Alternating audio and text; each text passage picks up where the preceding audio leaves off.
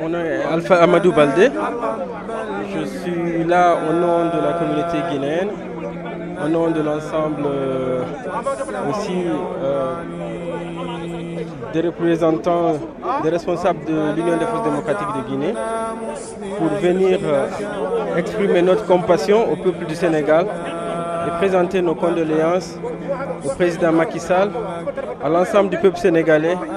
à la confrérie Niassène, pour la perte que nous avons eue aujourd'hui,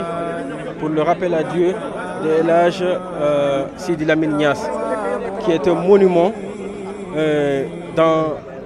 la presse sénégalaise, dans les médias du Sénégal, qui a participé activement à la vie sociopolitique et religieuse du Sénégal. C'est une grande perte et nous exprimons notre condoléance, nos condoléances, nous présentons nos condoléances au peuple du Sénégal, au président Macky Sall et à toute la Oumma islamique. C'est une grande perte. Nous prions pour le repos de son âme. Et aujourd'hui, le Sénégal dans son ensemble pleure El Hadj Sidi Lamine Niass.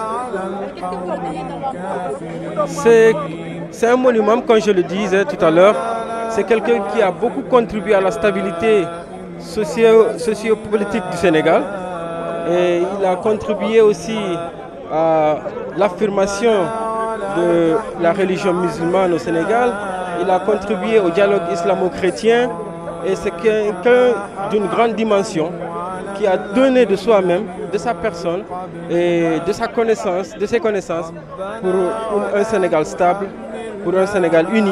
pour un Sénégal de prospérité et de paix. waaw man maa ngi tudd Sayer Tabedou nekk président des jeunes marchands ambulants débrouillards tey mën naa ne ñun kuy ñàkk ñun ñoo gën a ñàkk ndaxte Sidi en tant que marchand ambulant ñun coow bu ñu mës a am daf ñuy jàppale ci presse ba liñ ci doon sàkku lépp wax dëgg yàlla loolu am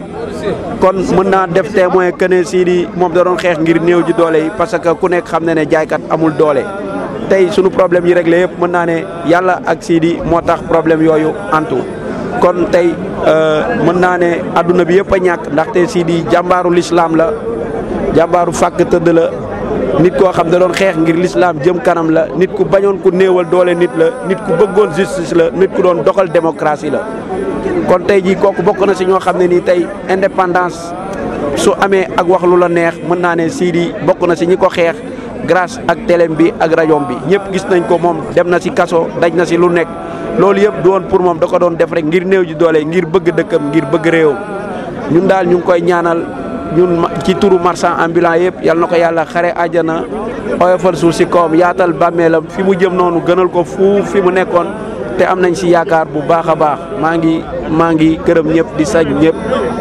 vraiment naqar bi di ko naqarlu ci turu ñëpp. ñëwoon tey ji ci yëfu Sidi Lamine Niass di sant yàlla bu baax di sant yàlla bu baax di sant yàlla bu baax ndax yàlla moo ñu sàkk moo ñu moom suuf bu doon regg ba mu jëlee Rasulullah lay doyal fii ci Sénégal bu doon regg ba mu jëlee Cheikh Ahmadou Bamba Alaaji Malick Limaamul Mahdi ak ñu mel noonu ci lay doyal waaye Sidi dafa nekk nit koo xam ne dafa njabootoon Sénégal gépp jël Sénégal gépp def ci di ginnaaw boot ñu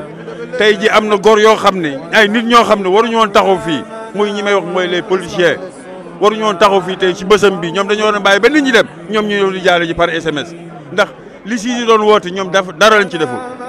loolu rek la li Sidi doon woote dara lañ ci deful ñoom seen bopp lañ fi nekkal askan mee ngi sonn Sidi moo ñu doon xeexal fu ñu nekk ni ñun ñëpp doon nañ jërim bépp Sénégalais buy góor bu am éthique doon gi jërim nañ ñaan yàlla nag suñu borom heureusement Sidi li mu ñu wone li mu ñu jàngal am na yeneen Sidi yoo xam ne dinañ ñëw bu soobee yàlla suñu borom ñu ngi ñaan yàlla nag Sidi fa mu jëm yàlla na ko gënal fu mu nekkoon. lan lañ mën a jàpp ci Sidi Lamine ci jikko yu rafet ak ci xeexal Sénégal. jikko jullit la yore woon ndax góor la woon doyloo la woon parce que nit boo goree te doyloo woo ndax am na lu des Sidi ku doyloo la woon bu ko nekkoon nekk ay ministre yor ay poste ministériel mais amoon na lu ko gënal loolu bu soñoon buy bokkal ñi xiif rek lay bokkal loolu moo doon éthique am mais moom soxla woon alal pour moom gëmu ko woon xam na ne bés bii dana am mais ñi nga xam ne dañuy topp alal xalaatuñu bés bi ñoom ñoo fi nekk di nga fi fu taw ñu dem fu wow ñu dem ñu abal la Sidi nag musul xool loolu moom li ma doon xool moo digganteem yàlla ak yonente bi ku ŋàññi l'islam ku ŋàññi réew mi loolu rek la doon wax ak génnee niñ ci souffrance Sidi loolu la def ba yàlla jël ko ni ñu koy ñaanal yàlla nag fii mu jóge jëm fa ca àllaaxira yàlla na ko Rasulullah teeru ak li mu ko xeexal yëpp yàlla na ko teeru si àjjana yi gën a kaay àjjana firdaws yi allahumma salli ala sayyidina Muhammad wa sallam. asalaamaaleykum wa rahmatullah. dama bëgg a seede Sidi parce que man ak moom dañu bokkoon nekk à l'extérieur di jàng ñu nekk Égypte di jàng foofu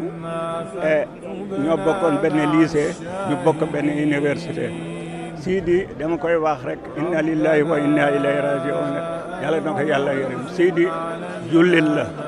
Sidi góor la Sidi ku bari njëriñ la parce que bi ñu nekkee foofu moo nekk suñu président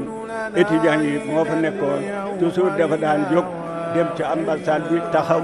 ci affaire étudiants yi taxaw ci affaire bourse yi taxaw ci affaire sociale étudiants yi dafa daan ñëw jóge foofu di ñëw fii ñëw def congrès pour loolu yëpp pour maslaha étudiants yi maslaha Sénégal bi bu ñëwaatee fii encore mu jël loolu ndax loolu moo tax kii di toujours mu ngi ak li nga xam ne moom li mu gëmoon mooy liggéeyal Sénégal. Sidi Lamine Niass, c'est vraiment un monument je dirais non seulement de la presse nationale, mais un monument du Sénégal tout simplement. C'était un homme de bien et je pense que la plupart du temps, il faut que les gens quittent ce monde pour qu'on puisse connaître vraiment qui ils sont. C'était quelqu'un qui avait des principes, qui avait des convictions et c'était quelqu'un qui était profondément croyant et pratiquant. Vraiment, c'est ce qu'on sait de lui. Ouais, ces principes, c'est les recommandations divines, c'est-à-dire que c'est quelqu'un qui était profondément quelqu'un de véridique, quelqu'un qui essaie toujours d'être juste, et c'est quelqu'un aussi qui avait des convictions qui étaient profondes, qui était là pour toute la communauté, qui était là pour toute la nation et pas seulement pour ses propres intérêts. Il a répondu présent à tous les appels pour le Sénégal. Est-ce qu'on peut citer Sidi Lamine comme exemple? Absolument. C'était quelqu'un qui, même de son vivant, était quelqu'un d'exemplaire, aussi bien dans le domaine du public, mais surtout dans le domaine du privé. C'était une personne vraiment très courtoise, une personne vraiment très conviviale. C'était quelqu'un qui avait